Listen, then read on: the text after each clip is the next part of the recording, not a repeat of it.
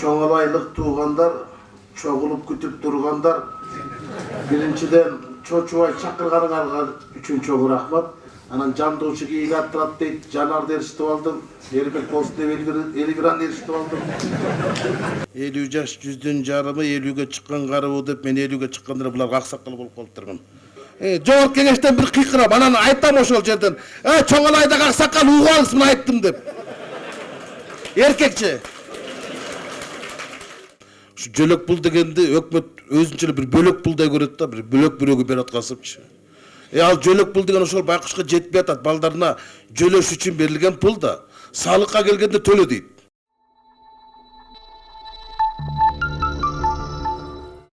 Урматтуу çoğalaylık tuğanlar, çoğulup kütüp durganlar, birinciden çoğuay çakırganlar üçün çoğu rahmat. Ekinciden uşunda жылуу тозуп алдыңар, ага дагы чогуу рахмат. Çoğalayды көрөм деп, çoğalayга жетем деп ниет кылып койдум эле. Эң ирде мени чакырган силердин өзүңөр балдарыңар. Мени бийлик чакырган жок, жергиликтүү. Мени аким губернатор чакырган жок. Мени ушул жактан bir эки özünde tanıyayım. İnternet arqылы tanıştım. Halilov Sağımбек анан Mama Jarıp bir ошол эки бала чакырды ушул. Маселелер буякта турат. Ушулар келип, ушу Чоңалайда көйгөйлөрүбүз көп. Биздин Чоңалайдан тетиги чоңдорубуз жок, депутатыбыз жок, биздин көйгөйлөр көтөрүлбөй калат дегенде кылып кат жазып кайрылган экен. Анан мен укканда bir көргөн артык деп мен барам деп убада бергем. Анан 2-3 күн мурун бара турган болуп, бул жакка чыга турган болуп, улуттук демократиялык институт деген бар. Чакырсаң келе калган, уюштуруп бере калган ошол улуттук демократиялык институттун колдоосу менен анан Candoğuşu giyiga attırat дейт, Canar'da eriştip алдым. Эрбек болсун деп Элибиран eriştip алдым. Барып да калбастан губернаторду eriştip алдым, чыгылып келдим. Gelgen maksatım, benim kolumda sihirçinin dayağı çok, masilelerini çeçip ötkendey. Bilem köy köp, bırak oşol sizler götürgen köydün bardığın. Sizler bu yerden götürsünler, ben çoğura katta, jogorku kengешten götürün. Sizler götürünler, arttan kovalar kalmasınlar, ben uşunda arttan kovalayım. Bayağı şu çeçilişle kömek көрсөттүк. Ben el ökülü olgunluğun, el deputat olgunluğun benim için ayırmaz çok. Ben SDPK'nın Talas'tın, Çüydün deputat emesin. Benim makamım Kırgız el deputat olgunluktan Kırgızstan'ın qaysı aymak olmasın. Alay bolu, Çoğalay bolu, Aksı bolu, Arpa bolu, Atbaş bolu ayırmaz çok. Ben şu ulutun Kırgız bolganda şu Kırgız eline, Kırgız mamleketine, Kırgız hükümetine kızmat kılıp kelem.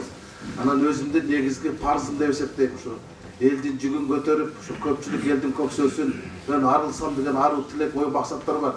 Başka bende bir dağın maksat yok. Anan şu atayın aşıp atamdın butu osmagan şu Çoğalayga geldim. Uşunça el, şu güt oturasılar, köy gökön mendele bilem. Ança bunçası menen alıstan tanıştık anan.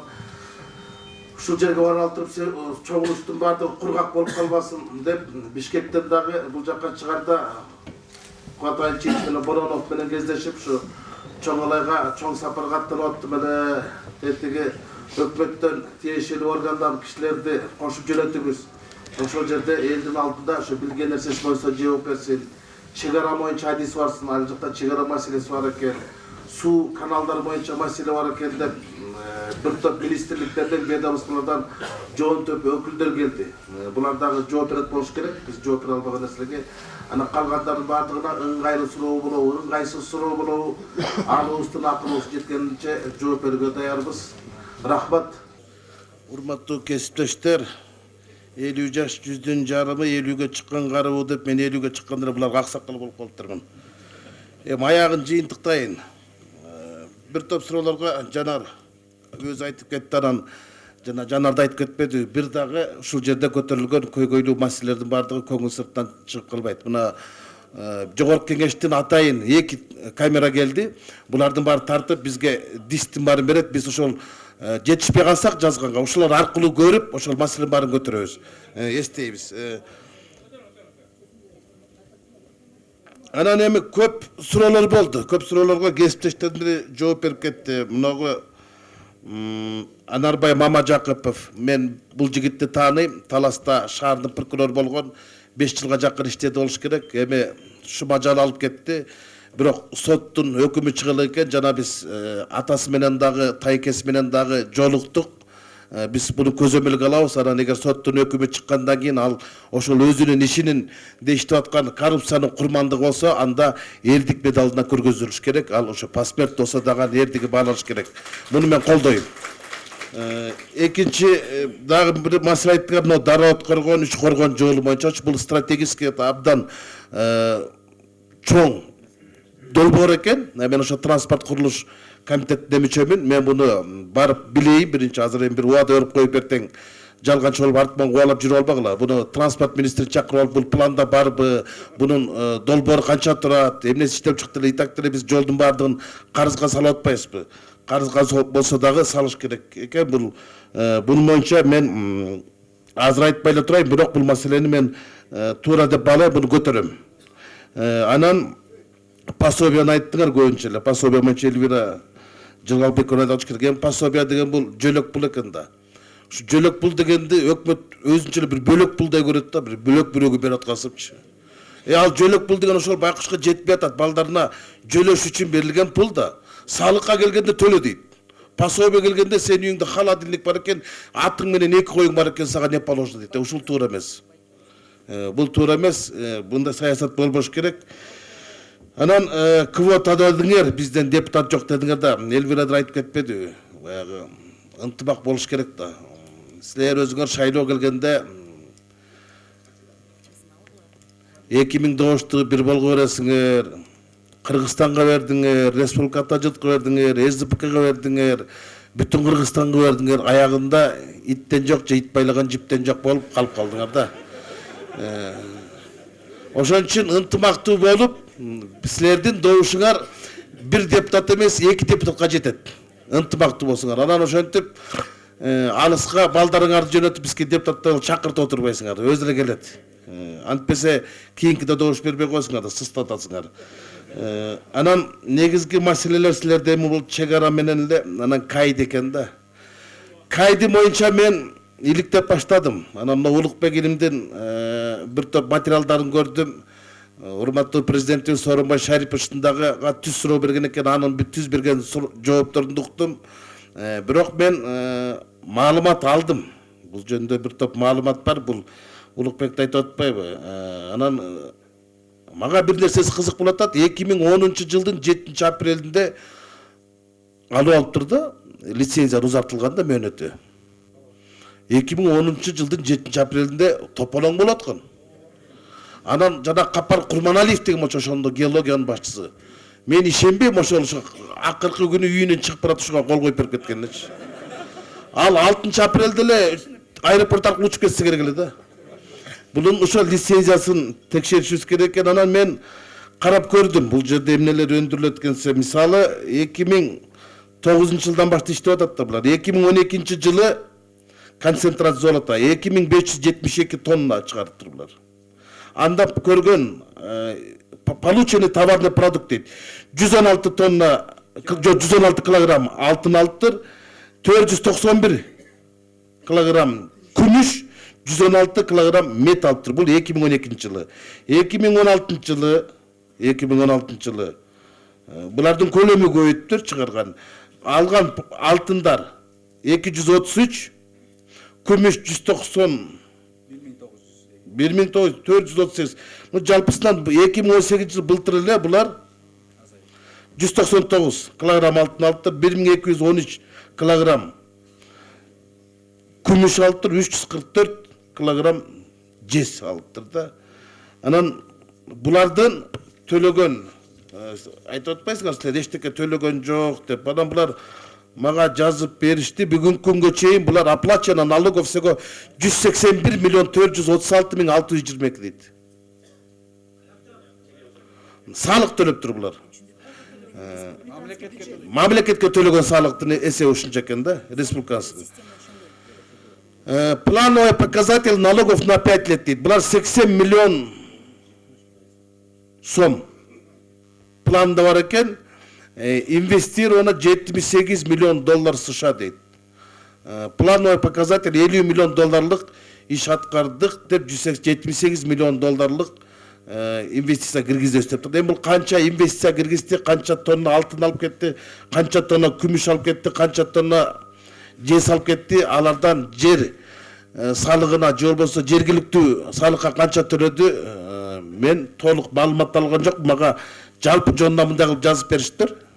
Тишим өтпей тұрған қылып. Білем, өкмет деген алы тұтқышы айтқанда эле көкмет та. Бірде тил алат, бірде тиш салат.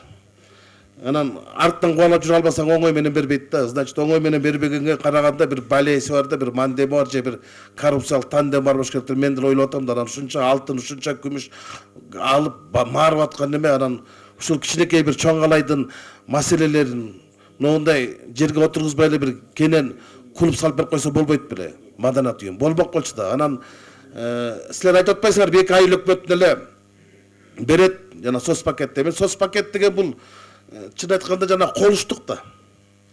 Туурабы? Чотур деп коет да, ошондой кылып берет да. Илгери майлы сууда уранды иштеткенде СССР ошол жерге анда деле соц пакет бар болчу, бирок соц пакеттин ордуна алар фабрика салып берчү. Лампа заводун салып берген. Мен кушта ураныңарды иштетебиз, ушул жердегилер иштегиле ошолордун үй бүлөсү иштесин деп оргтехника деген карандаш чаптырган завод салып берген да. Качысага да ошондой кылып берген болчу. Булар азыр эми наличка түрүндө акча берип коет атпайбы айыл өкмөттөргө? Мына жолуңарды салып алгыла, асфальтыңарды оңдоп алгыла, мектебиңерге анан спорт зал салып берип кой деп бир аз арзыбаган акча менен алдап келатат да. Миллиардтаган акчаларга түтүрүп кетат. Мен билем мындай нерселерди. Анан бирок силерде бул эми фонд болуш керек болчу да. 2 айылга бир айылга бербей койсо силерде таарынасыңар да. Эмне биз токолдун балдары болдук деген болчу.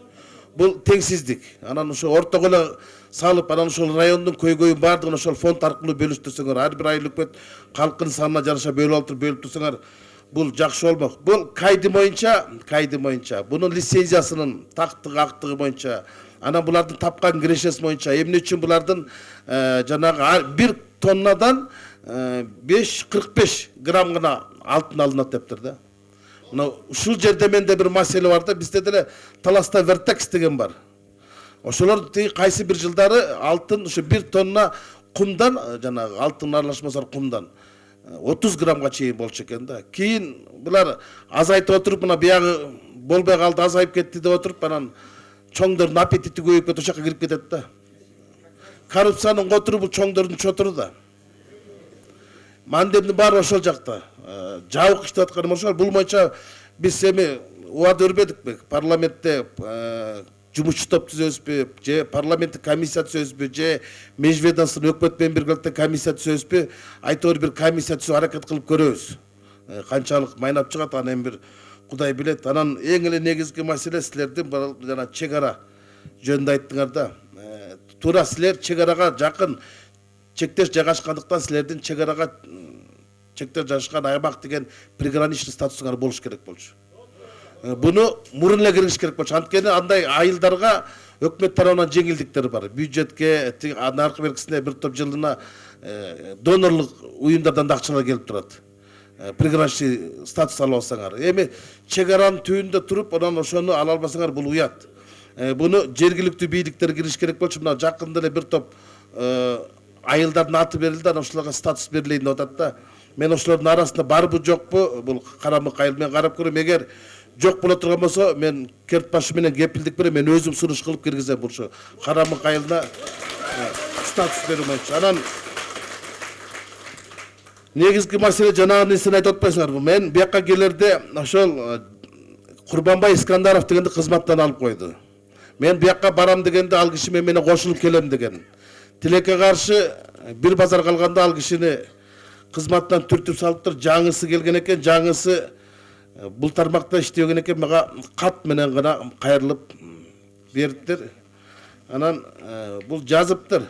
Унжу булак жана Караганды сай участкалары жөнүндө толук маалыматты жазып бериптир мага. 1000 жалпы аянты 1000 гектар өткөн чек аранын узундугу 11 километр. Анан бул ачык эле айтып атат, кыргыз тарап Унжу булак жана Караганды сай участкаларын Шумкарта участкасын алмаштыруу боюнча тажик тарапка бир нече жолу сунуш кылынган, бирок тажик тарап макул болгон эмес. Учурда кыргыз-тажик мамлекеттик чек арасын делимитациялоо же демаркациялоо Кыргыз Республикасы менен Тажикстан Республикасынын өкмөттүк делегацияларынын жумуш топторунун деңгээлинде эки тараптуу сүйлөшүүлөр жүрүп жатат. Кыргыз Республикасынын кызыкчылыгын эске алуу максатында эки тараптык жолугушуулар учурунда жогоруда аталган участкалар боюнча маселе кайрадан кароого коюларын билдиребиз дейт да. Бул процесс неме болот? Эми чек ара маселеси ачык айтып коеюн, урматтуу туугандар, бул өтө мындай каты сүйлөсөң чекилик болуп калат, жай сүйлөсөң кемчилик болуп калат. Жанагы мен катыраак айтсам эртең чагымчыл дейт, жайыраак айтсам жагымчыл дейт.